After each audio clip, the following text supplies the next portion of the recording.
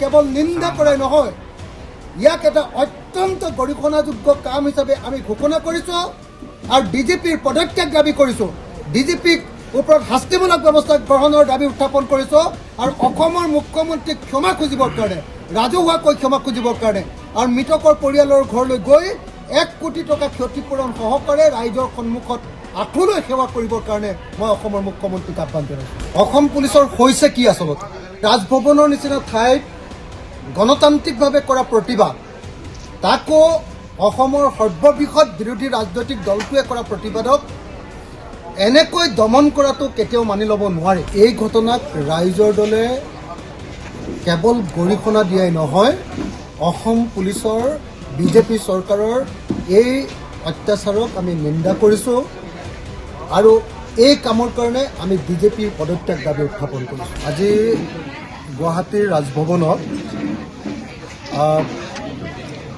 কংগ্ৰেছ দলে প্ৰতিবাদ সাব্যস্ত কৰোঁতে পুলিচে যি লাঠি চাৰ্জ কৰিলে, পুলিচে যি কন্দুৱা গেছ দিলে, তাৰ ফলস্বৰূপে পুলিচৰ অত্যাচাৰত এজন আন্দোলনকাৰীৰ মৃত্যু ঘটিছে।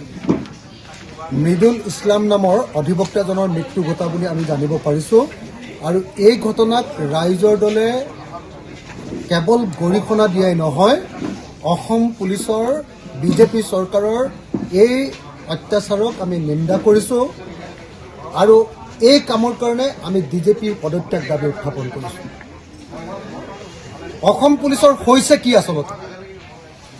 যে ৰাজভৱনৰ নিচিনা ঠাইত গণতান্ত্ৰিকভাৱে কৰা প্ৰতিবাদ, তাকো অসমৰ সৰ্ববৃহৎ বিৰোধী ৰাজনৈতিক দলটোৱে কৰা প্ৰতিবাদক এনেকৈ দমন কৰাটো কেতিয়াও মানি ল'ব নোৱাৰে। ৰাজভৱনত কৰা প্ৰতিবাদত যদি বিৰোধী দল, ৰাজনৈতিক দল এটাৰ ওপৰতে, ৰাজনৈতিক দলৰ কৰ্মীৰ ওপৰতে যদি এনেকৈ আক্ৰমণ কৰিবলৈ হয়, তেতিয়াহ'লে তাৰ অৰ্থটো হ'ল চৰকাৰ এই মুহূৰ্তত নিজেই নিৰাপত্তাহীনতাত ভুগিছে। সেইকাৰণে আমি কংগ্ৰেছ দলৰ সদস্য মৃদুল ইছলাম ডাঙৰীয়াক এনেকৈ অসম পুলিচে হত্যা কৰাক নিন্দা কৰিছোঁ, গৰিহণা দিছোঁ আৰু অসমৰ ডিজিপি জিপি সিঙৰ পদত্যাগ আমি দাবী উত্থাপন কৰিছোঁ।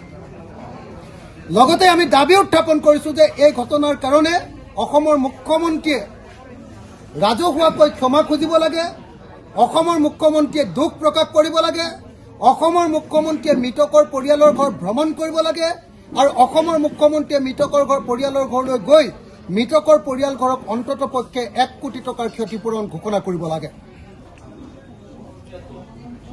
অসম পুলিচৰ এই নিৰ্যাতন নজিৰবিহীন।